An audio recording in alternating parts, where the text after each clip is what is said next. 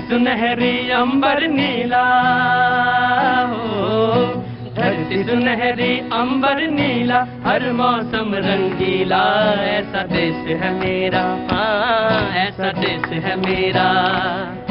बोल पपीहा कोयल गाए, बोल पपीहा कोयल गाए, सावन गिर गिर आए, ऐसा देश है मेरा, हाँ ऐसा देश है मेरा, ऐसा देश है मेरा, हो ऐसा देश है मेरा।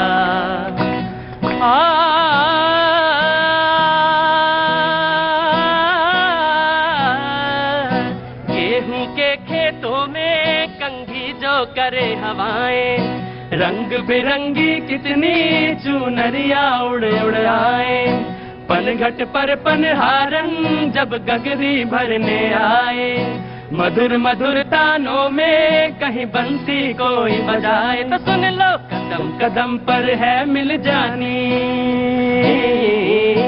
कदम कदम पर है मिल जानी, कोई प्रेम कहानी, ऐसा देश है मेरा, हाँ ऐसा देश है मेरा।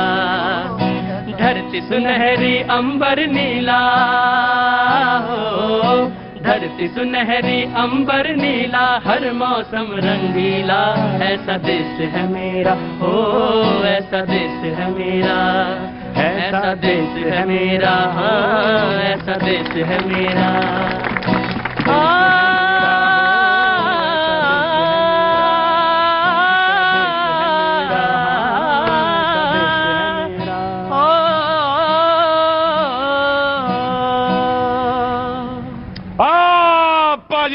शुक्रिया, बहुत बहुत शुक्रिया, थैंक यू। और आप बातचीत के सिलसिले के लिए एक बार फिर हम हाजिर हैं और यहाँ कैनॉट प्लेस में आपसे हमसे बातचीत के सिलसिले को जोड़ने के लिए बहुत बहुत शुक्रिया, थैंक यू, बहुत बहुत शुक्रिया जो आपने ये गुनगुनाया। तमाम सारे लोग, जनाब आली कैसे हैं जनाब, बहुत बहुत शुक्रिया, तशरीफ रख सकते हैं, बैठ सकते हैं। जी जी, बातचीत के सिलसिले को शुरू करें, लेकिन आज का जो मुद्दा है वो बताना बहुत जरूरी है। कुछ लोग वाक्य बोलते हैं, कुछ लोगों को बताना जरूरी जो यहाँ पे मौजूद। जी हाँ, आज का मुद्दा कश्मीर पे ही बातचीत होगी, लेकिन हाँ तमाम वो सारे लोग जो यहाँ आते हैं उनकी अपनी भी बात होती है, वो कुछ अपनी भी बात कहना चाहते हैं, इसलिए बड़े दूर दूर से लोग यहाँ पे आके मौजूद रहते हैं। मैं उनकी भी बात सुनना चाहूंगा और उनसे भी बात करना चाहूंगा, जो उनके मुद्दे हैं वो भी जरूर सुनेंगे। जी ऑफकोर्स मैं आया आपके पास, मैं आ रहा हूँ आपके पास, बातचीत के सिलसिले को जोड़ूंगा। लेकिन जो मेहमान हमारे साथ आज मौजूद हैं उनसे मैं तारुफ भी कराना चाहूंगा, आपका परिचय भी कराना चाहूंगा। जो हमारे साथ मौजूद हैं, मनोज यादव जी बीजेपी का पक्ष रखने के लिए मौजूद है हमारे साथ, बहुत बहुत शुक्रिया मनोज जी, बहुत बहुत शुक्रिया। सलमान निजामी साहब हमारे साथ, पॉलिटिकल विश्लेषक हमारे साथ मौजूद हैं, वैली से आते हैं, बहुत बहुत शुक्रिया सलमान साहब, बहुत बहुत शुक्रिया हमारे साथ जुड़ने के लिए। पूजा रैना कश्मीर पंडित हैं, पॉलिटिकल विश्लेषक हैं, हमारे साथ मौजूद हैं, बहुत बहुत शुक्रिया पूजा, और आप खुद भी जर्नलिस्ट हैं, बहुत बहुत शुक्रिया। शेख अलीमुद्दीन अजदी साहब हमारे साथ मौजूद हैं, अध्यक्ष कौमी एकता फ्रंट, बहुत बहुत शुक्रिया साहब, शेख साहब बहुत बहुत शुक्रिया। और हमारे साथ कुछ देर में शांतनु गुप्ता भी जुड़ेंगे, उनसे भी हम आपका तारुफ कराएंगे। विजय कौशिक जी हमारे साथ मौजूद हैं, राजनीतिक विश्लेषक के तौर पे, बहुत बहुत शुक्रिया विजय कौशिक जी। सैयद यासिर जिलानी साहब हमारे साथ मौजूद हैं, मुस्लिम राष्ट्रीय मंच से, बहुत बहुत शुक्रिया सैयद यासिर जिलानी साहब। और हमारे साथ मेजर रिटायर्ड सूर्यवंश शर्मा साहब मौजूद हैं, रक्षा विशेषज्ञ हैं, और एक मामले में बड़ा जबरदस्त परिचय है इनका कि लिम्का बुक ऑफ रिकॉर्ड में इनकी फैमिली दर्ज है, क्योंकि सबसे ज्यादा फौजी किसी परिवार में तो आपके यहां से हैं जी। कितने लोग हैं आपके परिवार से? टोटल 25 है, 25 लोग फौज में हैं जी। कहाँ के रहने वाले हैं साहब आप? मैं आगरा, उत्तर प्रदेश। बहुत बहुत शुक्रिया, बहुत बहुत शुक्रिया। तो मेजर रिटायर्ड सूर्यवंशी शर्मा साहब हमारे साथ मौजूद हैं, आपने वैली में भी सर्व किया है, 5 इयर्स फैमिली, 5 साल आपने वैली में भी वर्क किया और वहां पे सर्व किया। Thank you so much, thank you so much. तमाम सारे लोग मौजूद बातचीत के सिलसिले को जोड़ने के लिए। और यहाँ पर सबसे पहले किधर से शुरू करें, किसका सवाल था? जी जी जनाब आली जी। सर मेरा ये सवाल है, कहाँ से है पहले तो परिचय बताइए। सर प्रयागराज। प्रयागराज से भाड़वाड़ आइए हुए वहाँ पे सुना जी सर। जी अच्छा आप बोलिए। सर ये सवाल है कि जितने कश्मीर में जो हो रहा है, मोदी जी जो कर रहे हैं, मगर यहाँ के नेता जो है हाँ। अपनी देश का पलीता लगाने पे लगे हुए हैं। पलीता वाले बोले मतलब आग लगाने पे लगे हुए हैं। अच्छा, तो उनके बारे में सर पूछना चाहते हैं जी। हाँ। जो आए हुए हैं उनसे पूछना चाहते तो हैं क्या अपने किया जाए? मतलब कश्मीर में जो रहा वो हाँ। है, लेकिन जो हमारे नेता हैं यहाँ के हाँ। वो पलीता लगाने पे लगे। तो अब की बार तो हम लोगों ने क्या किया है कि झाड़ू लगा दिया अभी विपक्षियों को। हाँ। अब अगले बार पोछा लगा देंगे सर उनके। क्या नाम हो गया? उपेंद्र श्रीवास्तव सर। उपेंद्र श्रीवास्तव जी, इलाहाबाद से। इलाहाबाद से। क्या बात, यहीं दिल्ली में रहते हैं? जी नहीं, भाई पास आए हूँ, माता जी का इलाज कराने के लिए आया हूँ। अच्छा, बहुत बहुत शुभकामनाएं, माता जी जल्दी स्वस्थ हो, आनंद हो जी। बहुत बहुत शुक्रिया जी। शर्मा जी कहिए। नमस्कार प्रतीक जी। हाँ। मेरी उलझन से मेरे साथ उलझने वाला, मेरी उलझन से मेरे साथ उलझने वाला कोई तो होता मेरी बात समझने वाला। वाह क्या बात तो है। मैं अपनी बात को 3 बिंदु में रखना चाहता हूँ। हाँ। चाहूंगा आपसे 2 मिनट लेना चाहूंगा। मेरा मुद्दा है देश में बढ़ती हुई बेरोजगारी। मेरा पहला मुद्दा ये है कि हम जो चीन है, चीन आज जो है, आप देखिए कि जिस समय देश को आज़ादी मिली उस समय देश के अंदर एक बयार चली औद्योगिक क्रांति की, और इस बयार के चलते देश के अंदर कारखाने, फैक्ट्रियां और सरकारी और गैर सरकारी उद्योग लगने शुरू हुए। तो इस बयार को देखते हुए उस समय के तत्कालीन प्रधानमंत्री पंडित जवाहरलाल नेहरू ने एक बात कही थी, वक्तव्य कहा था कि ये जो कारखाने हैं ये आधुनिक भारत के मंदिर हैं। अब इसमें 2 बातें हैं गौरतलब, पहला कारखाने और दूसरा मंदिर, इसे अंडरलाइन कर लीजिए। तो उसमें उन्होंने कहा कि इस बात को जो चीन सुन रहा था कारखाने को, और उसने इस बात को आत्मसात कर लिया, और आज जो चीन है वो विश्व की सबसे बड़ी अर्थव्यवस्था बन गया, और वहां की जो जीडीपी है वो भी हमसे कहीं ज्यादा है, और 1950 तक भुखमरी के कगार पर रहने वाला चीन आज। सवाल तीसरा मेरा सवाल ये है सर कि हम लोग आजादी के बाद से ही शुरू से सर्विस सेक्टर में रहे हैं। आज देश को जरूरत है अगर एम्प्लॉयमेंट जनरेट करनी है तो हमें जो है मैन्युफैक्चरिंग सेक्टर में आना पड़ेगा। खाली इंपोर्ट करने से हमारा देश जो है सर्विस नहीं जनरेट कर सकता। शर्मा जी क्या काम करते हैं? सर मैं तो जॉब करता हूँ। जॉब करते हैं जी। कश्मीर चलेंगे, वहाँ पे रोजगार धंधा लगाया जाए? सर बिल्कुल चलेंगे, जान भी हाजिर है सर। जान हाजिर है। सलमान साहब हमारी तरफ देखने लगे, मैंने कहा कि अभी पूछते हैं, मैं आता हूँ सलमान साहब। जरूर जरूर सर, एज अ यूथ मैं आपको बताना चाहता हूँ कि मैं खुद दुबई में जॉब करता जी। हूँ, और दुबई में ऐसी जगह है जहाँ इंडिया और पाकिस्तान के दोनों के लोग वहाँ पे मिलते होंगे, जरूर मिलते होंगे। दुबई में जब आप रहते हैं तो आपको जरूर दोनों लोग मिलते होंगे। तो ऐसा है कि मेरा खुद का कलीग ही पाकिस्तानी है, और हम ऐसे बात करते हैं जैसे हम एक ही मुल्क के हैं। हाँ जी। तो फर्क भी कोई ऐसा है नहीं। जब मैं उनसे पूछता हूँ कि क्या आप ये जो चल रहा है, मतलब हमारे टाइम में चल रहा है अभी, तो आप क्या समझते हो? वो कहते हैं कि हम तो आपके जैसे ही है और हमें पीस चाहिए, हमें कुछ और नहीं चाहिए। ये तो जो पाकिस्तानी नागरिक का जो आपके दोस्त हैं उनका ये कहना है, खुद बोल रहे हैं वो, क्यों आप उनको पीस चाहिए। और जो वो ये कहते हैं कि जो गवर्नमेंट है। तो ये बताओ यार, उनको इमरान साहब को समझ में क्यों नहीं आता? अब इमरान साहब तो सरकार चला रहे हैं ना, तो वो कह रहे कि हमारी अरे ना ऐसा मत बोला करो। वो कहते हैं कि हमारी गवर्नमेंट इतनी करप्शन से भरी हुई है कि हम आपको क्या बताएं। रही बात ये वाली क्वेश्चन, मेरा सवाल ये है, एक सिक्योरिटी को लेके इतने हमारे जवान मरे हैं बॉर्डर पे। मुझे एक बात बताओ, इन्फिल्ट्रेशन इतनी होती है, हम वो कदम क्यों नहीं उठाते कि जहाँ कोई इन्फिल्ट्रेशन हो ही ना? हमारे जो रक्षा विशेषज्ञ हैं उन्होंने इस बार कुछ प्लान बनाया है कुछ इस तरह का? जी जनाब।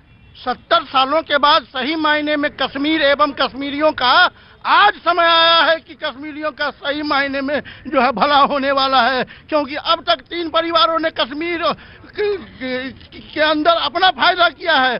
आज सही मायने में जो है हमारे जो माननीय प्रधानमंत्री जी ने जो है कश्मीरियों के हित में 370-35 को समाप्त करके वहाँ के लिए विकास की जो कि गंगा बहाने का काम किया है। लोग कह रहे हैं कि साहब ये अगर बात सही है तो फिर वहां से सब कुछ हटा क्यों नहीं लिया जाता, इंटरनेट खोल क्यों नहीं दिया जाता, टेलीफोन खोल क्यों नहीं दिया जाते, और तमाम सारी चीजें जो आम जैसे यहाँ पे है वहां क्यों नहीं कर दी जाती? ये सवाल लोग पूछते हैं, लगातार अखबारों में छपता है और लोग लगातार पूछ रहे। जी आपको कुछ कहना है? जी नहीं कहना नहीं है। हाँ। हमने डिबेट की शुरुआत करनी है, तो आप बताएं। अभी हम समरसता और समानता की बात हमारे एक युवा मित्र ने कहा, हमने कब शुरुआत नहीं करी? हम पंडित अटल बिहारी वाजपेयी गवर्नमेंट को याद करें तो दोस्ताना जो रिलेशन है, जो दोस्ती का हाथ किसने बढ़ाया, धोखा और खंजर किसने घोपा? बार बार पाकिस्तान ने घोपा। और हमारे यहाँ जो छुपे हुए गद्दार हैं, मेरा सवाल सलमान से है इस वक्त कि शहला रशीद के ऊपर ये क्या कहना चाहते हैं? शहला रशीद भारत के माहौल को क्यों खराब करना चाह रही हैं? और जो भारत के अभी ओहदेदार हैं, सरकार में हैं, मुझे उनसे गुजारिश है कि शहला रशीद को कब गिरफ्तार किया जाएगा, क्योंकि शहला रशीद इस वक्त एक ऐसा नाम हो गया। कानून अपना काम करता है। आप सुन लीजिए, कानून अपना काम करता है। आप बताइए, आप मुझे बताइए, आप मेरे से सवाल करने लगते हैं। मीडिया से जब सवाल करिए तो मीडिया हमारे ऊपर चढ़ जाता है। शहला रशीद ने अभी बताइए कि क्या कश्मीर में नॉर्मली आप जो प्रॉब्लम थी, जिस तरह की अशांति थी, उसको सही नहीं किया जा रहा है? क्या कश्मीर को एक सही ढर्रे पे नहीं लाया जा रहा है। मैंने तो सिर्फ ये कहा कि सुप्रीम कोर्ट ने कहा कि 2 हफ्ते रुकिए। 2 हफ्ते रुकने मैं तो बात तो कह 2 दिया। हफ्ते आप नहीं रुक सकते। पहले शैला रशीद आ जाती, उसके बाद उनके सरदार गुलाम नबी आजाद आ जाते। कहां नौजवानों को गिरफ्तार किया गया? कहां नौजवानों को गिरफ्तार किया? पूछे यहां बैठे हुए जनमानस। ये गुलाम नबी आजाद कहते हैं जो उस स्टेट के वजीर आला रहे हैं, मरकज में वजीर रहे। ये हक की बात है। हक की बात कहना गुनाह है क्या? संविधान ने जो हमें अधिकार दिया है उस क्षेत्र से हम बाहर जा रहे हैं क्या? सीमा लांघ रहे हैं क्या? हम क्या देशद्रोही नारे लगा रहे हैं जो ये हम पर इल्जाम आता है? शैला रशीद आप पे नहीं, शैला रशीद पे जो प्रोपेगेंडा वो फैला रही है जिस तरीके से मार्केट में वो हिंदुस्तानी है, समाज के अंदर पड़ी है, हिंदुस्तान में पड़ी है और हिंदुस्तान के अंदर उन्माद फैलाने का काम करेगी। उन्माद फैलाने का आप उसको समर्थन देंगे? आप उसको समर्थन देंगे? क्या बात करें? यासिर जवाब देने का तरीका है, आप जवाब दे सकते हैं। तमाम सारे जगह से क्वार्टर से जवाब देंगे। बताइए, सलमान खामोश हो गए, ये मौलाना साहब खड़े हो गए। मैंने सलमान से सवाल किया है, सलमान से सवाल किया है कि इन शैला रशीद पे इनका क्या कहना है? कश्मीर से आते हैं, ये कश्मीर से आते हैं। मैं पूछूंगा आप रंग मत बोलिए, डिबेट को डिबेट के तरीके से करिए। वो हिंदुस्तानी नागरिक है, उसका अधिकार है। अगर कोई हो रहा है उसका अधिकार है कश्मीर में जो अमन चैन की तरफ कश्मीर जा रहा है, उसका के खिलाफ है। आग में झोंकना उसका अधिकार है। Yasir one by one. Yasir can you बहुत देर से बोला यार, तुम ही बोल देते कम से कम। भारत माता की तुम ही बोल देते कम से कम, वो चुप तो हो जाते। चुप ही नहीं हो रहे थे। नहीं, of course you have a full right. Please इनसे सवाल करिए। नहीं, मैं यहाँ से थोड़ा सा तरीके से मैं बात कर लूंगा। मैं पूछूंगा। देखिए, गुस्सा, नाराजगी की गुस्सा देखिए, एक भारत की सरकार ने, एक भारत के इच्छा शक्ति वाले वजीर आजम ने वहां पे 370 और 35 से खत्म कर दिया। अब वो रियासत केंद्र शासित राज्य बन चुका है। उसके बाद शांति का माहौल वहां पे, हमारे जो सुरक्षा सलाहकार हैं अजीत डोभाल साहब, वो जाते हैं, आम पब्लिक से मिलते हैं, स्कूल खुल रहे हैं, बच्चे स्कूल जा रहे हैं। उसके बाद इन नेताओं के अंदर, अरे बच्चे स्कूल, आप देखिए, बच्चे स्कूल जा रहे हैं, घाटी की मार्केट खुली हुई है। ईद के पावन पर्व पे नहीं, सुन लीजिए, चलिए प्लीज। अरे रुको, अरे चाचा रुकने दो। अरे चाचा रुको,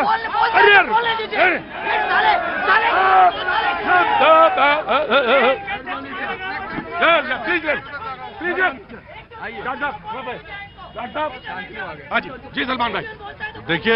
देखिए जो शैला रशीद ने कहा है, जी सलमान भाई, मैं उसके समर्थन में नहीं हूं, क्योंकि जब तक कोई फैक्ट्स आपके सामने नहीं आएंगे तब तक आप उसको वैलिड और ऑथेंटिक नहीं मानते।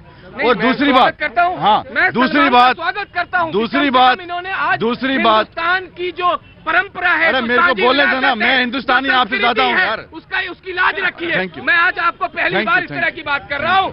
आप कश्मीरी होते हुए भी शैला रशीद को अगर आप क्रिटिसाइज नहीं, वो कौन है? वो तो छो यार, शैला रशीद तो कोई है ही नहीं। आप ही उसको नेता बना रहे हो भाई, हमको है नहीं कोई। आप गुलाम नबी आजाद के साथ उसको लड़ रहे, वो तो छोटी क्या है वो शैला रशीद, एक ट्वीट से डर गया आप उसके। देखिए बात यह है कि अगर कोई फैसला जम्मू कश्मीर के लोगों के हित में किया गया है, यहां हरियाणा के लोग जो है आरक्षण के लिए अपनी जानें दे कुर्बान कर रहे हैं, मराठी लोग अपने मराठा आरक्षण के लिए जानें कुर्बान करते हैं, दंगे होते हैं, पत्थर ही उठाते हैं, लेकिन जम्मू कश्मीर से अभी तक किसी ने पत्थर नहीं उठाया। 10 दिन पहले भी पत्थर नहीं उठाया था, हालात ठीक हुए थे, अमन था, यात्री भी वहां गए और यहां से जो सैलानी है वो भी वहां गए, किसी ने किसी पे पत्थर नहीं उठाया। लेकिन आपने जो हमारा स्टेटहुड किसी पाकिस्तान ने तो नहीं दिया था, 370 पाकिस्तान ने नहीं दिया था, ये तो इस देश ने दिया था और हमें इस देश के संविधान पे यकीन है। लेकिन हमारा जो आरोप है, हमारा ये संविधान ने हमें एक राइट दिया है कि हम देश के प्रधानमंत्री से सवाल कर सकते हैं कि अगर आपके पक्ष में कोई फैसला हुआ हो, हमारे पक्ष में कोई फैसला हुआ हो, तो हमें अंदर क्यों रखा है? हमारे माँ बाप कर्फ्यू में क्यों है? अगर हरियाणा में आरक्षण की बात की है, अगर लोग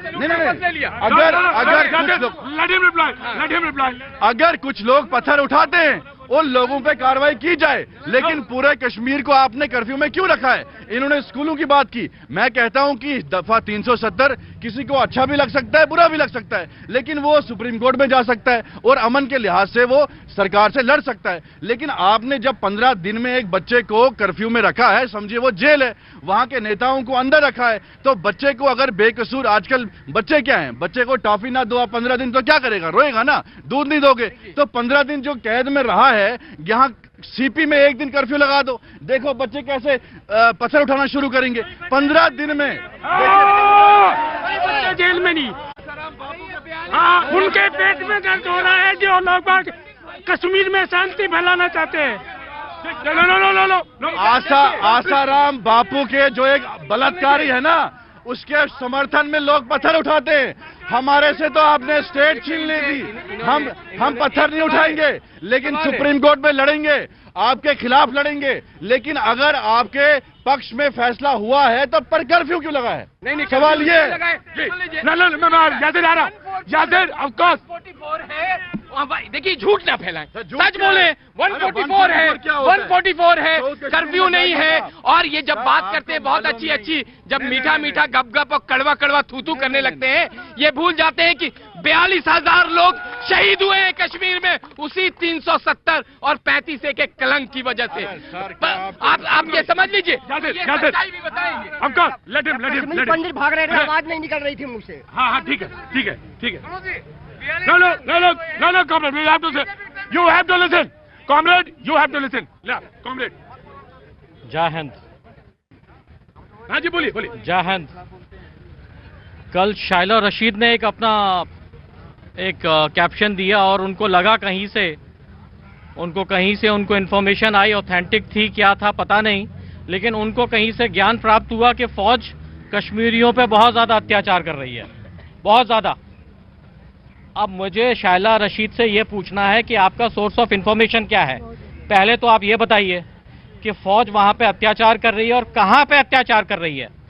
इंडियन आर्मी जितनी डिसिप्लिन फोर्स है, लेट मी टेल यू, जितने यहाँ पे हैं, जितने लोग यहाँ पे हैं, मुझे नहीं मालूम कितने लोगों के रिश्तेदार, भाई, पिताजी फौज में हैं। फौज में बहुत सारे लोग आते हैं यहाँ पे, सब भाई, कई लोगों के हैं जो परिवार वहाँ पे फौज में काम करते हैं, बहुत किसानों के बेटे मौजूद। जी।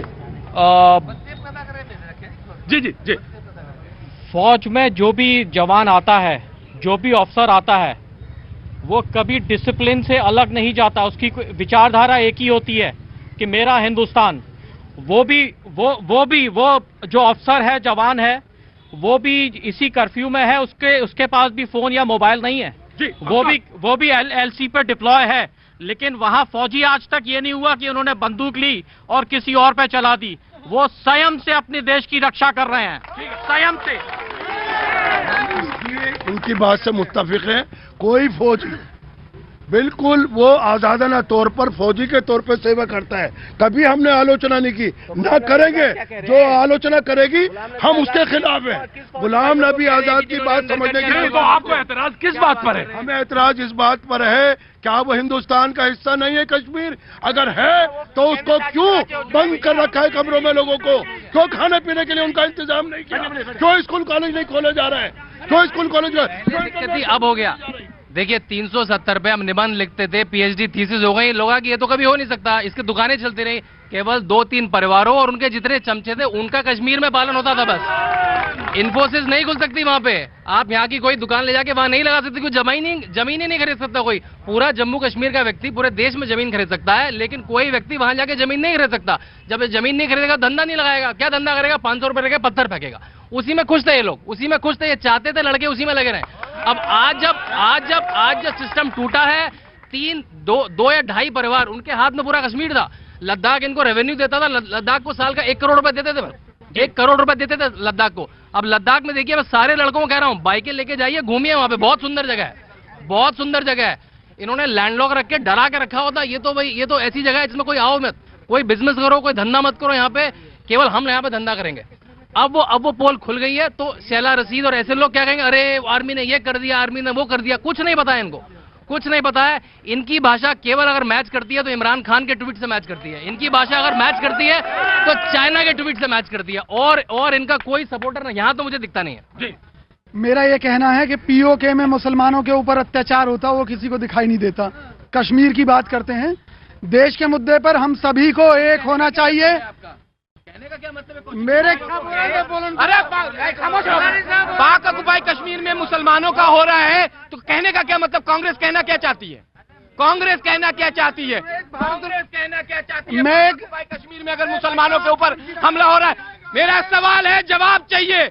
मुसलमानों के बारे में आपने कहा है, कौन से मुसलमान?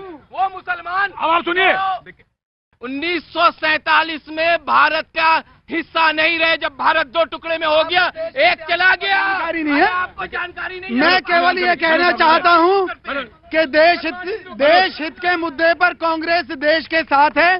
370 को जिस तरीके से संविधान की धज्जियां उड़ाकर हटाया गया, उसके खिलाफ है, 370 हटाने के खिलाफ नहीं है। और हम ये कहते हैं पीओके को हासिल करो, जल्दी से जल्दी हासिल करो। और ये पाकिस्तान ये कुत्ते की टेढ़ी पूंछ है, इसका इलाज तभी हो सकता है जब इसके ऊपर हमला करके यहाँ जितने भी आतंकवादी कैंप हैं उनको नेस्तनाबूद कर दिया जाए। पूछा आपसे, देखिए कुछ भी आया, चल ट्रिपल तलाक आया, कर हम इसके साथ हैं, लेकिन ये प्रोसीजर ठीक नहीं। 70 साल से क्यों नहीं कर दिया? टॉयलेट बनाए हम इसके साथ हैं, 70 साल से क्यों नहीं बना दिए?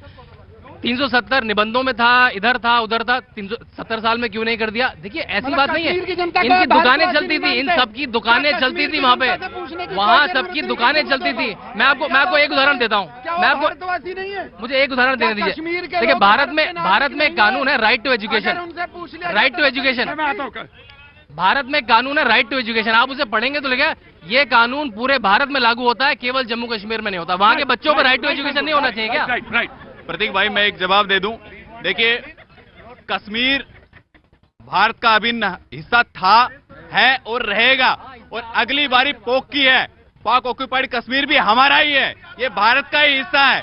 और मैं एक बात स्पष्ट कर दूं, जो लोग देश को बर्बाद करने की बात करते हैं, टुकड़े टुकड़े गैंग के जो लोग हैं, उनको मैं पूछना चाहता हूं जनता से, क्या उनको इस देश में रहने का अधिकार है?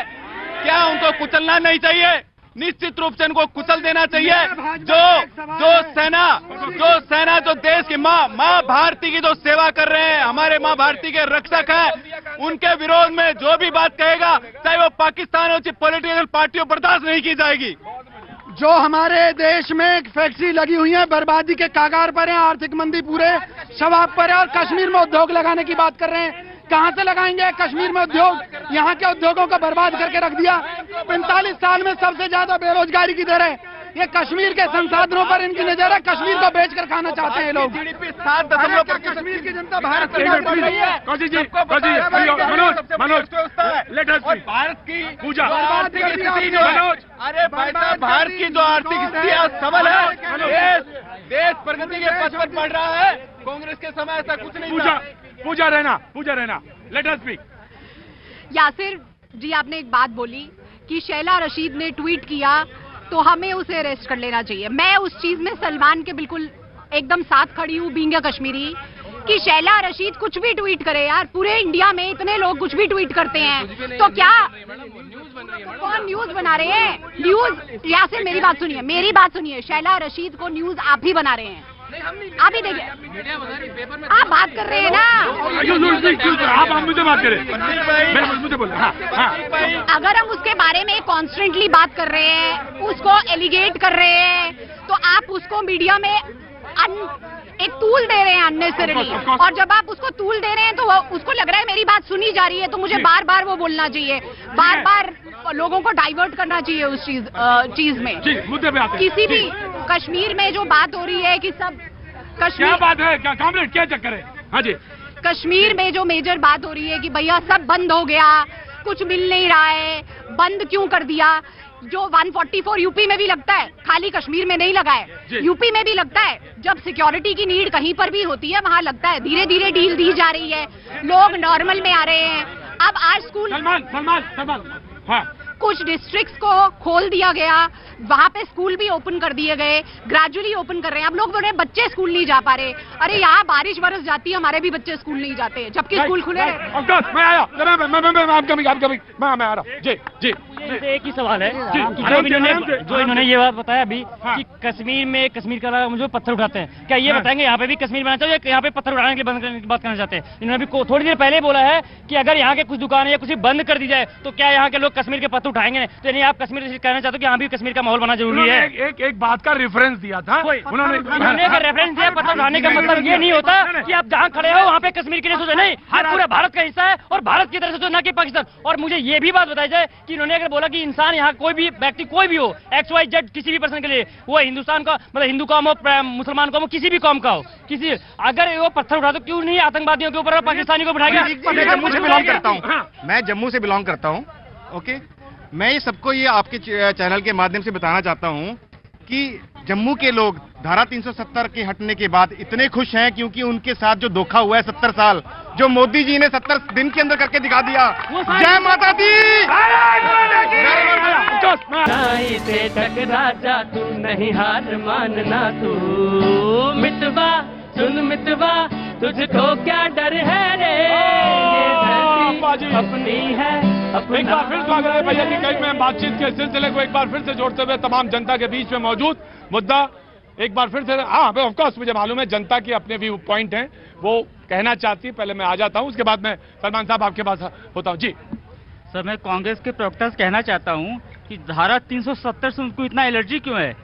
अभी राहुल गांधी ने बोला उनको चिंता है कि कश्मीर में क्या हो रहा है। जब 42,000 कश्मीरी मारे गए, 4 लाख से 5 लाख कश्मीरी पंडित को वहां विस्थापित किया गया, तो इनको दर्द नहीं हुआ? आज इनको दर्द हो रहा है। और मैं तो कांग्रेस से बोलना चाहता हूं कि अब राजनीति, अब अलग टाइप की राजनीति करो। अब उसमें मतलब जो भाजपा कर रही है इतना राजनीति के लिए सिर्फ राजनीति नहीं। जी जनाब अली।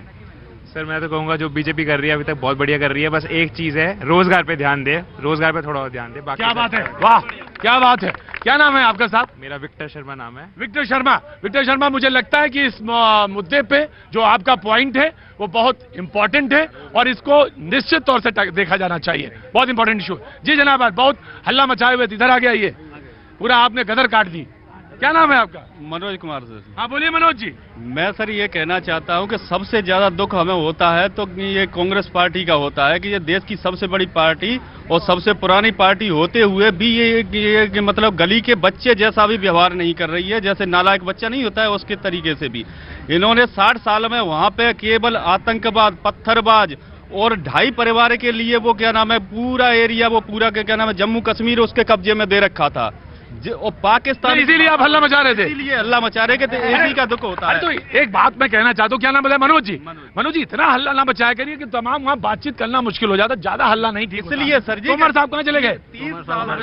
तोमर साहब चले गए? सर जी मैं ये कहना चाहता हूँ 30 साल हो गए कश्मीरी पंडितों को किसी ने भी हल्ला नहीं मचाया, न कांग्रेस पार्टी ने, न और इतनी भी पार्टियां देश में कम से कम होंगी तो 2-4 से पार्टियां तो होंगी जाते ही, लेकिन किसी ने भी आवाज नहीं उठाई उनके लिए। आज 70 दिन भी नहीं हुए धारा 370 को खत्म हुए, 70,000 आदमी उस पर नुक्ताचीनी करने लग गए। चलिए ठीक है मनोज जी, आपकी बात सुनी। जी जनाब अली, कैसे हैं आप?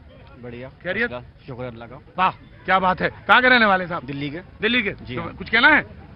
नहीं, बस जो भी करिए बढ़िया करिए बीजेपी, मगर ये कहाँ से विकास होगा, कब तक होगा, कब तक कहाँ क्या है? जी रोड मैप कहाँ? जी हाँ, बिल्कुल अच्छा सवाल है आपका।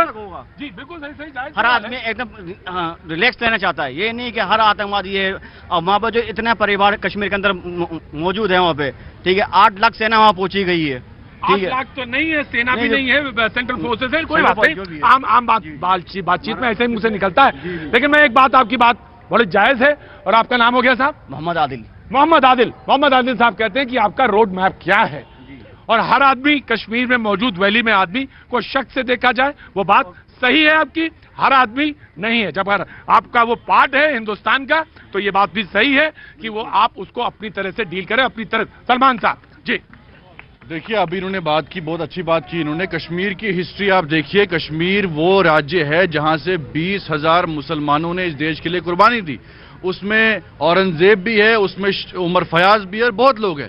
लेकिन कश्मीर जो है, अगर वो इस वक्त बात आप पीओके को लाने की बात कर रहे हो, पीओके वाले कल से हम बार बार बोलते हैं भाई कश्मीरी जो है पाकिस्तान नहीं जाएगा, कभी नहीं जाएगा। लेकिन आज पीओके वाले हमसे सवाल करेंगे कि तुम्हारे पास एक स्टेट थी, वो भी भारत की सरकार ने तुमसे छीन ली, तो तुम्हारे पास क्या रहा?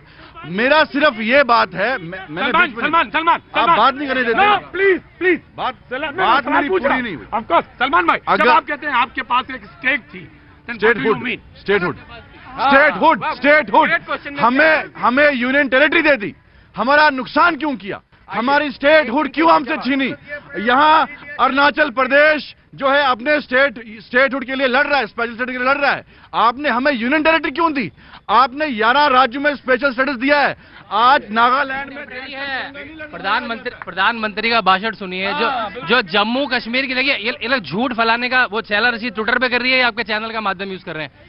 आप सबको बता रहा हूँ, जम्मू कश्मीर का स्टेटस यूनियन टेरिटरी केवल टेम्परेरी है और लद्दाख का परमानेंट है, जो लद्दाख की 70 साल की मांग है। वहाँ का पीडीपी का कार्यकर्ता और एनसी का कार्यकर्ता भी यूटी की मांग कर रहा है, पिछले 70 साल से वो मिल गई है। वहाँ का आदमी बहुत खुश है।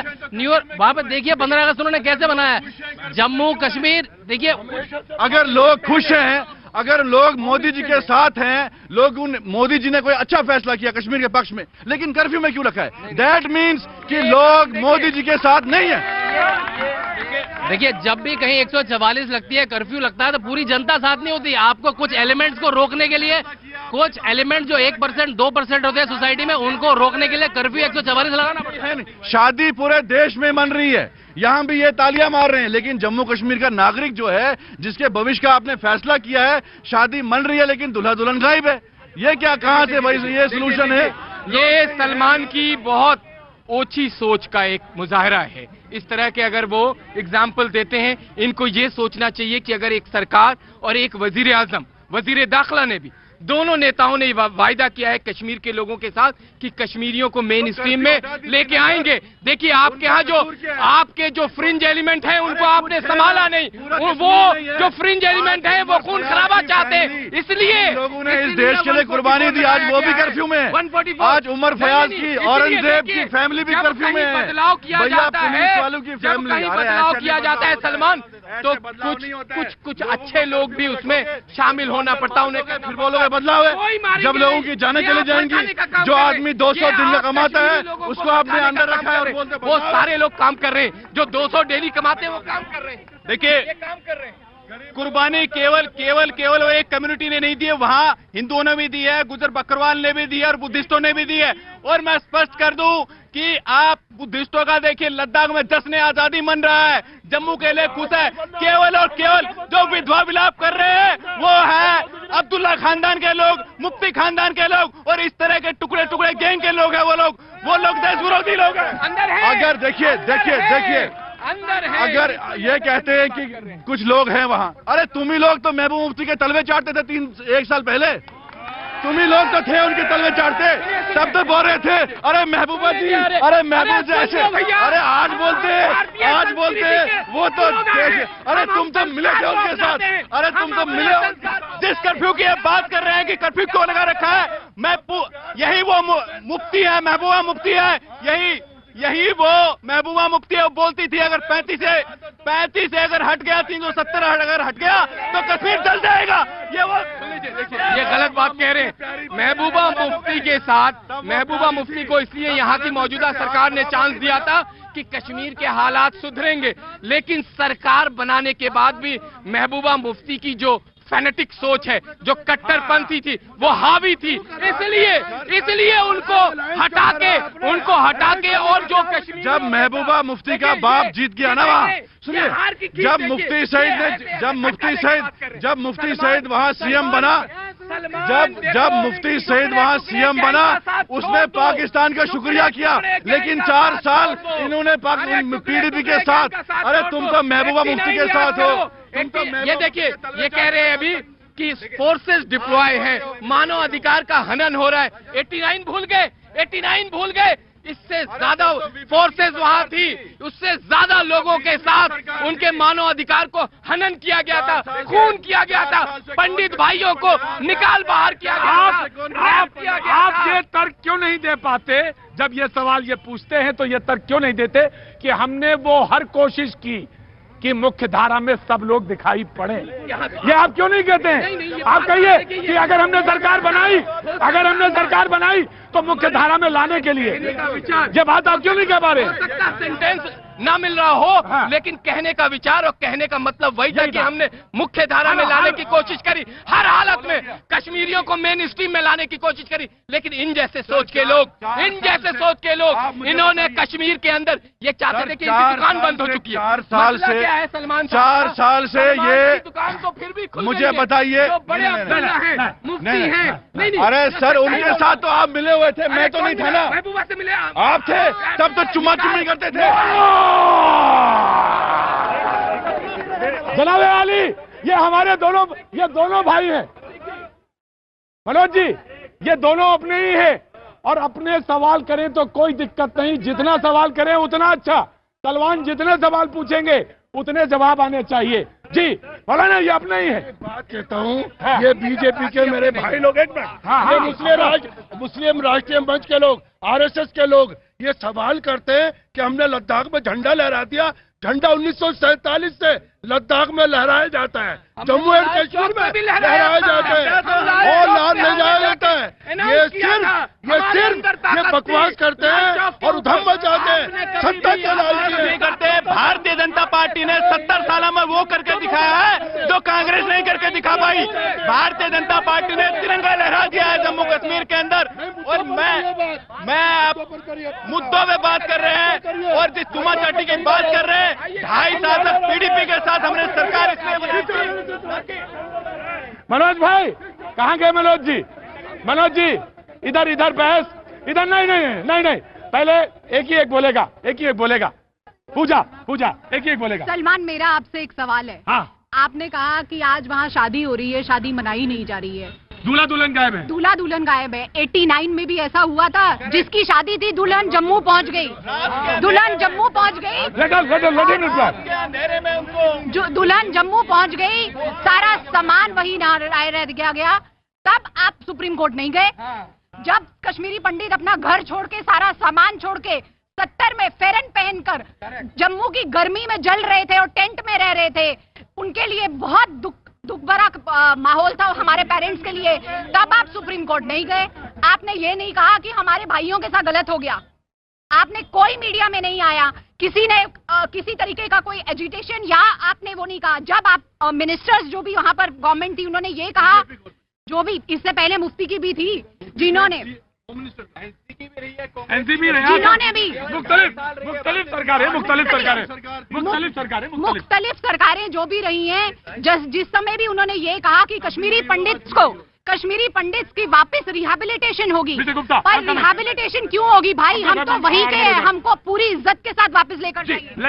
सर, मैं अपनी बहन के साथ खड़ा हूं। इन्होंने जो बोला इनको बहुत तकलीफ हुई, लेकिन वहां कश्मीरी पंडितों के साथ भी हुआ, लेकिन कश्मीरी सिखों को भी मारा गया, कश्मीरी मुसलमानों को भी मारा गया। कुछ लोग वहां भी हैं, कुछ लोग यहां भी हैं। लेकिन चलिए, पिछली सरकार में गलतियां हो गई। 4 साल में इस सरकार ने ऐसा क्या किया जो कश्मीरी पंडित वहां जा रहे हैं? अभी भी आपने कर्फ्यू क्यों लगाया? क्योंकि आपने एक दिन पहले बोला कि हमें पाकिस्तान की गोली का खतरा है। अगर आपको पाकिस्तानी गोली का खतरा है, आप लड़िए, हम बॉर्डर पे जाएंगे गोली खाने के लिए, देश के लिए। लेकिन आपने आम लोगों को कर्फ्यू में क्यों रखा है? देखिए, कर्फ्यू क्यों लगाया गया है? ताकि कश्मीर ना जले, ताकि महबूबा मुफ्ती और ये जो नेशनल कॉन्फ्रेंस है वो लोग जलाए नहीं, कश्मीर में अमन और शांति रहे, इसलिए कर्फ्यू लगाया गया है। और केवल आपने कश्मीर के एक छोटे से महबूबा मुफ्ती जो है ना, वो ग्रैंड ललित में है, 5 स्टार होटल में, और जो गरीब कश्मीरी है ना, वो बेचारा इस वक्त भीख मांग रहा है कर्फ्यू में। इनको महबूबा मुफ्ती की पड़ी है, लेकिन गरीब लोगों की पड़ी है। इतना प्यार, जितना सर यहाँ सिर्फ डिबेट में सिर्फ महबूबा, इतना प्रेम तो किसी महिला के साथ नहीं हुआ। किसी 5 स्टार में इनको नहीं रखा गया है। और मैं देखिए, जब इनको पता है ये बोल रहे हैं कि 5 स्टार में रखा जा रहा है, तो फिर इनको समस्या क्या है? आम लोग तो वैसे ही खुश है वहां पर, तो समस्या किसकी है? विजय गुप्ता, देखिए डिबेट को मैं थोड़ा पलटता हूँ। मैं इनसे, चाहे वो सलमान जी हो चाहे मौलाना, सलमान जी आपसे, चाहे सलमान जी हो चाहे मौलाना जी, मुझे एक बात बताइए, 370 और 35 से फायदा क्या था? अगर ये इतने इसका जवाब कोई नहीं देता। इतने खास है ना, इतने खास हटाने के तो बता दिए मैंने, हटाने से तो बढ़ा दिए। जितनी कंपनियां आपकी दिल्ली से, बैंगलोर से लेकर चेन्नई सब जाएंगे, नौकरियां मिलेंगी। पूरे देश की कंपनियां जाएंगी, पूरे देश की कंपनियां जाएंगी, वहाँ नौकरियां मिलेंगी। कश्मीर जो है, बिहार गरीब है, कश्मीर गरीब नहीं है। हमारे पानी से देश के, हाँ मैं आपको बताऊंगा, हाजी पत्थरबाजों की दुकानदारी बंद हुई है, पत्थरबाजों की दुकानदारी बंद हुई है, और इनके जैसे नेताओं की जो आए हुए सपोर्ट लेकर टुकड़े टुकड़े गैंग के, टुकड़े टुकड़े गैंग वाले में। Sir I'm coming sir. Okay, I'm saying I will come to you. वक्त है, छोड़ दे ब्रेक के बाद हम फिर हाजिर होते हैं। ओ मितवा सुन मितवा, तुझको क्या डर है रे, ये धरती अपनी है, अपना अंबर है रे।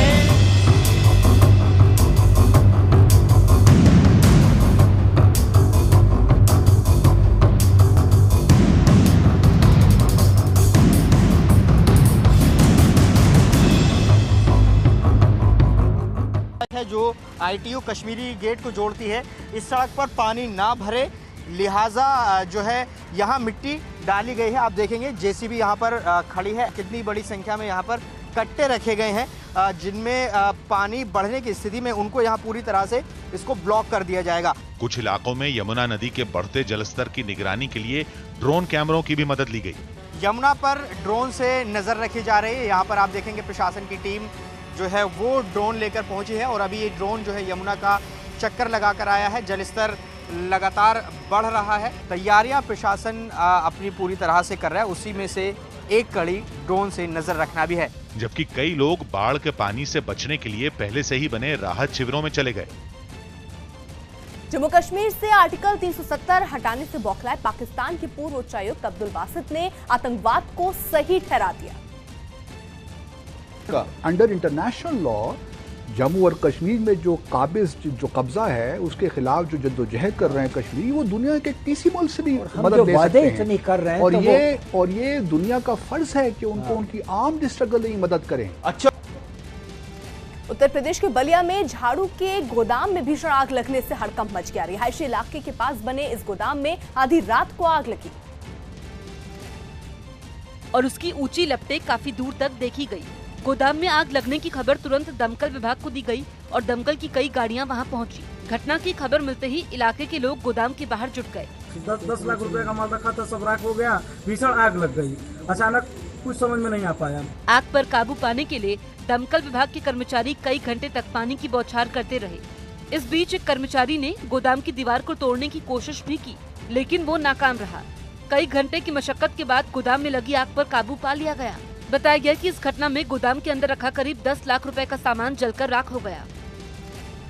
दिल्ली के नॉर्थ एवेन्यू इलाके में सांसदों के लिए बनाए गए नए मकानों का प्रधानमंत्री नरेंद्र मोदी ने उद्घाटन किया। जल्द ही इन मकानों को सांसदों को आवंटित कर दिया जाएगा। बताया जा रहा है कि आधुनिक सुख सुविधाओं वाले ऐसे 36 मकान बनाए गए हैं, जिनमें सांसदों के रहने के साथ ऑफिस की भी जगह बनाई गई है। उद्घाटन कार्यक्रम में प्रधानमंत्री के साथ लोकसभा अध्यक्ष ओम बिरला और कैबिनेट मंत्री हरदीप सिंह पुरी समेत कई नेता और अफसर भी मौजूद रहे। ये 36 नए फ्लैट्स बनाए गए हैं जो सांसदों को अलॉट किए जाएंगे। ये इस फ्लैट का बेडरूम है जो मास्टर बेडरूम रहेगा, और इन फ्लैट्स को पूरी तरीके से अत्याधुनिक सुविधाएं इसमें देने की कोशिश की गई है। ये लिफ्ट लगी हुई है जो सीधा नीचे बेसमेंट पे रहेगी, और पार्किंग से सीधा ऊपर तक आप अपने फ्लैट में आ सकते हैं। डुप्ले फ्लैट है, ऊपर बेडरूम 3 बेडरूम दिए गए हैं और 1 बेडरूम नीचे है। ये जो नीचे का हिस्सा है इसी में लिविंग रूम और बाकी हिस्सा है। बेसमेंट में हर सांसद को 2 बालकनी 2 पार्किंग दी गई है जहां पर वो अपनी गाड़ियां पार्क कर सकेंगे। इस तरीके से हवा का पूरा इंतज़ाम, हर बेडरूम के साथ एक बालकनी खुला एरिया देने की कोशिश की गई है, ताकि ये जो हवा पानी है, धूप है, वो खुलकर आए। और प्रधानमंत्री ने भी अपने संबोधन में कहा कि सांसद के क्षेत्र के काफ़ी लोग सांसदों के पास आते हैं और उनके लिए जगह चाहिए होती है, जिस कारण से ये सुविधाएं देना बहुत ज़रूरी है। और इस तरीके से डुप्ले का जो नीचे का हिस्सा है वो ज़्यादातर इस तरीके का रखा गया है कि जो सांसद से मिलने जुलने वाले लोग हैं वो यहाँ पर आएँ तो उन्हें जगह की किसी तरीके की कमी ना पड़े। बोलीविया के एक पहाड़ी इलाके में जंगल में लगी आग करीब 12 लाख एकड़ में फैल गई। ये आग तेजी से पड़ोसी देश पराग्वे की ओर बढ़ती जा रही है, जिसकी वजह से बोलीविया सरकार ने दर्जनों हेलीकॉप्टरों को आग बुझाने के काम में लगा दिया। इन हेलीकॉप्टरों से पानी को आग वाली जगहों पर गिराया गया। मुसीबत ये कि आग वहां के जंगलों से बढ़ती हुई झाड़ियों और रिहायशी इलाकों तक पहुंच गई। एक जगह पर रेलवे ट्रैक के आसपास आग की लपटें उठती नजर आईं। Ahorita solamente lo que está visible por la emergencia, no podemos cuantificar siquiera, ¿no? Pero se queman postes, se queman alambrados. आग से बढ़ते खतरे की वजह से सरकार ने सेना के 400 से ज्यादा जवानों को राहत के काम में लगा दिया। यही नहीं, वहां के राष्ट्रपति एवो मोरालेस ने आग की वजह से बेघर हुए लोगों से मुलाकात की। Es casi difícil de parar el incendio, queremos ser muy sinceros con la población. Por tanto, Bolivia सरकार ने लोगों में राहत का सामान भी बंटवाया। आशंका जताई गई कि तेज हवा की वजह से आग से मुसीबत और बढ़ सकती है। भारत बहुजन महासंघ के अध्यक्ष प्रकाश आंबेडकर के मोहन भागवत को जेल भेजने वाले बयान पर बीजेपी भड़क गई। महाराष्ट्र के औरंगाबाद में वंचित बहुजन गाड़ी और एआईएमआईएम की एक रैली को संबोधित करते हुए प्रकाश आंबेडकर ने बीजेपी और आरएसएस पर निशाना साधा और सत्ता में आने पर आरएसएस प्रमुख मोहन भागवत को जेल भेजने का दावा कर दिया। जो सेक्युलर ताकत है, आज जैसे हम लोग कहिए कि सत्ता आप दीजिए, मोहन भागवत को 2 दिन के लिए जेल में दखाते हो। यही नहीं, प्रकाश आंबेडकर ने लोगों के सामने मोहन भागवत के पास AK-47 होने का आरोप भी लगाया। बिहार के एक MP के पास AK-47 मिली, मोहन भागवत के पास भी AK-47 भी कहाँ से आई ये बता दे, नहीं बता सकता तुझे अंदर। जिस पर भड़की बीजेपी ने प्रकाश आंबेडकर का राजनीतिक करियर जल्द खत्म होने की भविष्यवाणी कर दी। प्रकाश आंबेडकर जी क्या, ओवैसी, आजम खान, ये कोई भी, राहुल गांधी कुछ भी नहीं कर सकते हैं। ये अपने करियर को खत्म करने के लिए ऐसे गलत बयानी करते हैं। एमपी के उज्जैन में कलेक्टर दफ्तर में चल रही जन सुनवाई के दौरान फरियाद लेकर पहुंची एक महिला ने आत्महत्या करने की कोशिश की। इस महिला ने एक आदमी पर उसके बेटे और भाई के खिलाफ झूठा केस दर्ज करवाने का आरोप लगाया। और कलेक्टर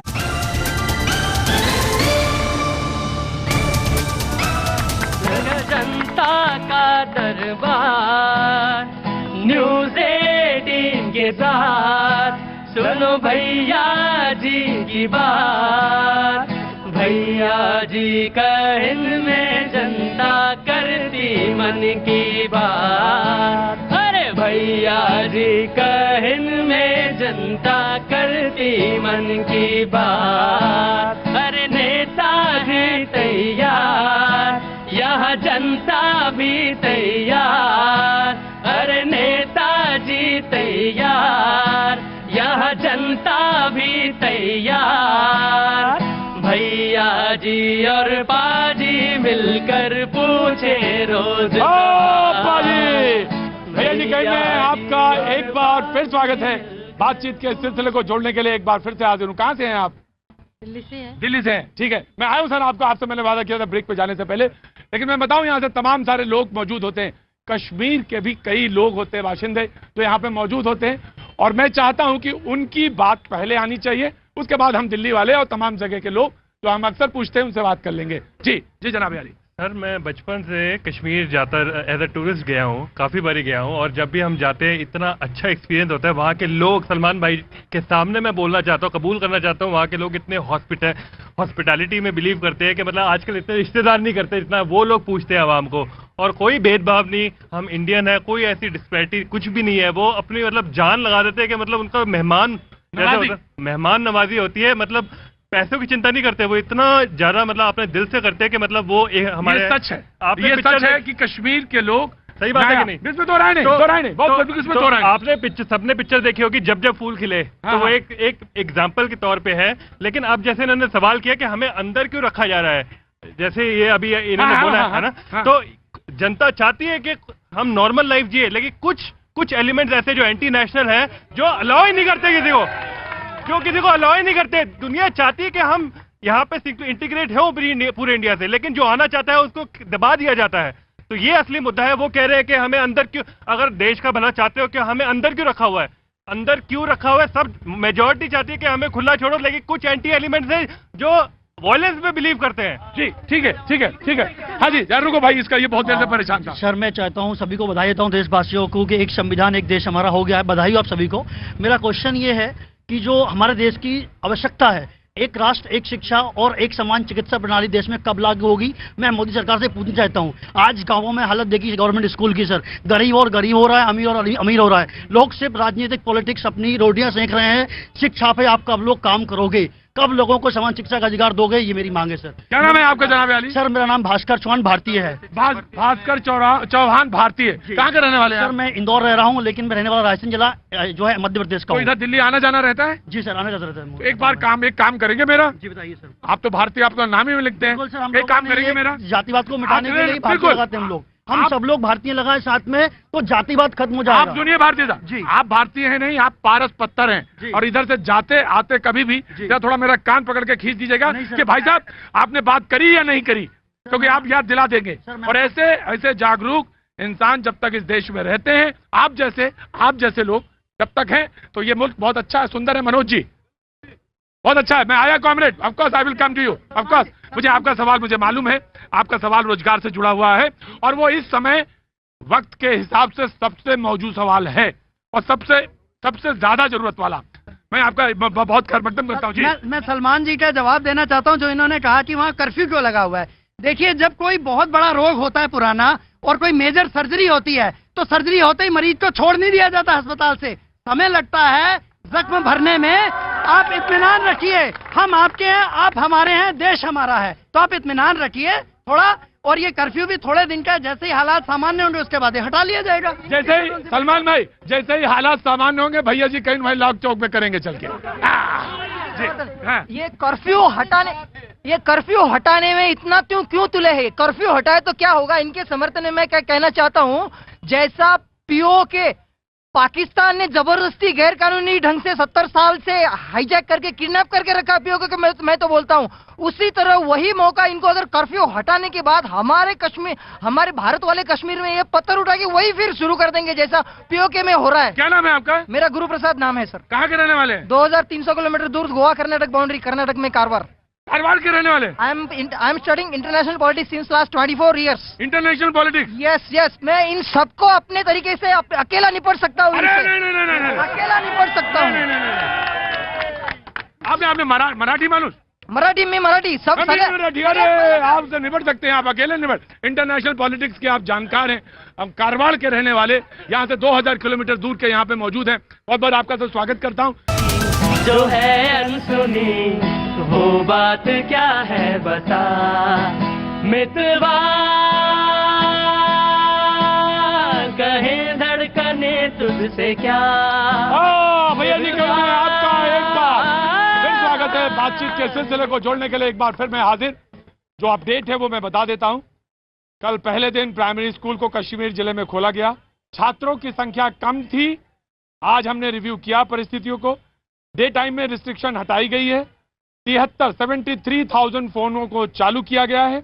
आज से हमारे इंटर डिस्ट्रिक्ट बिजनेस में आंकड़ा बढ़ा है। 13,000 सिलेंडर वितरित किए गए हैं। ये जम्मू कश्मीर सरकार का तरफ से ये बात आई है सामने। लेकिन सवाल ये है, गुलाम नबी आजाद कहते हैं सरकार की मर्जी है, जो किसी के समझ में नहीं आता ये लोकतंत्र के लिए ठीक नहीं है। अब अगर मेन स्ट्रीम पार्टियां नहीं जाएंगी तो इससे बड़ी इनटॉलरेंस की क्या हद होगी।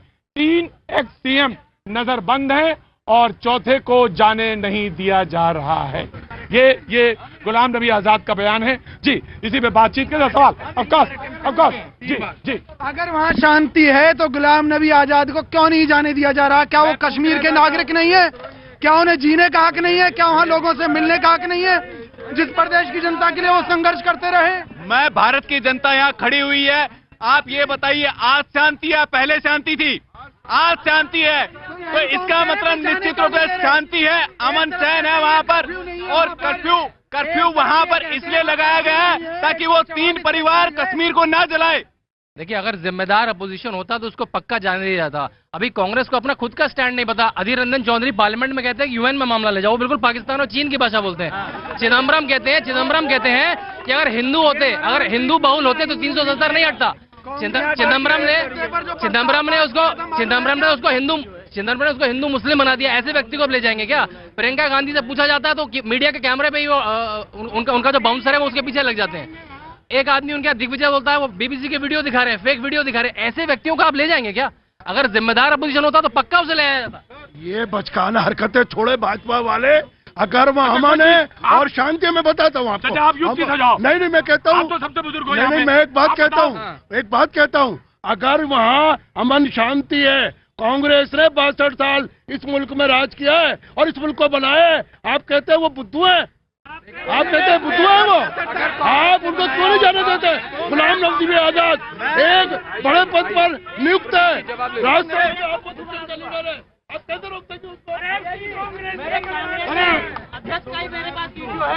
जो कुछ पॉलिटिशियंस को वहाँ पे नजरबंद रखा गया है। सर सुनिए, कुछ पॉलिटिशियंस को नजरबंद रख दिया गया है, कुछ को जाने नहीं दे रहे।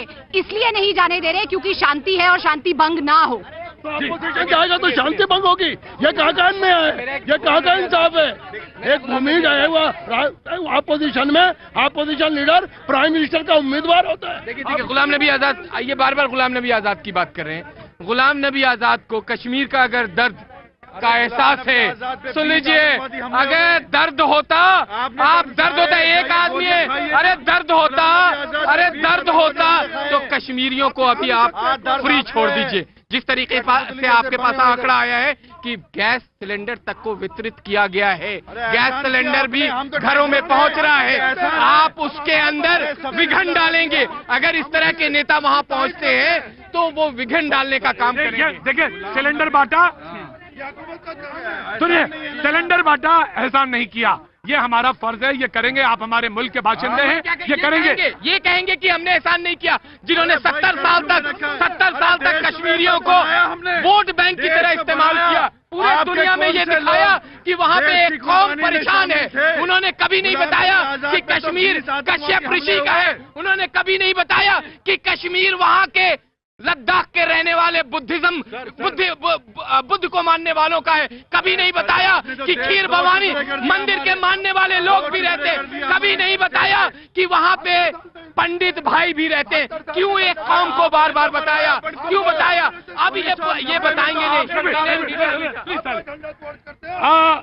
सलमान भाई, जब आपने बोला कि पीओके वालों को हम क्या बताएंगे कि स्टेट नहीं रहा, तो उन्होंने किसी ने मुझे भेजा और कहा कि प्रतीक जी, सलमान साहब को बोलो कि पीओके वाले जब ये क्वेश्चन करें कि आप एक स्टेट नहीं बचा पाए, तो कहिए कि हमने पूरा का पूरा मुल्क भारत अपने में मिला लिया है। ये कहिए, ये जवाब दीजिए आप। ये बहुत अच्छी बात है। दैट मीन्स कि अभी तक मानते थे कश्मीर जो है वो पाकिस्तान में था।